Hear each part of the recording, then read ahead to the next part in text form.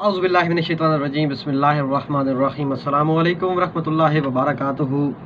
अल्हम्दुलिल्लाह सुम्मा अल्हम्दुलिल्लाह, मालिक कायनात के एहसानात और उसका करोड़ा करम और रहम के जनाब रमज़ान करीम जो है वो गुजर चुका है। आज ईद है, ईद का पहला रोज़ है।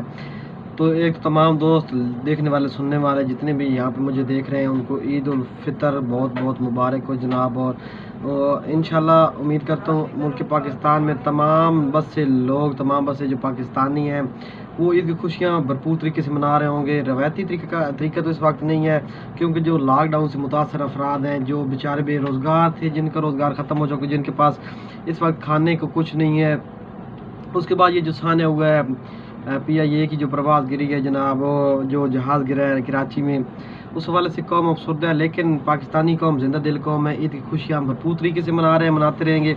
आपसे एक छोटी सी दरख्वास्त है, गुजारिश है और रिक्वेस्ट है कि अपने आसपास जितने भी लोग हैं देखें कि उनके पास बिल्कुल खाने को कुछ नहीं है। आप भी ईद मनाएं, मैं ये नहीं कहता कि आप ईद मत मनाएं, अच्छे खाने मत खाएं, लेकिन काइंडली प्लीज़ खुदा के लिए मेरी ये रिक्वेस्ट मान लें कि अपनी कम से कम गली में जो लोग जो गरीब हैं बेचारे, जिनके पास कुछ नहीं है, आपको पता होता है जिस मोहल्ले में रहता है इंसान, जिस गली में रहता है उसको पता होता है कि किस हालात क्या हैं।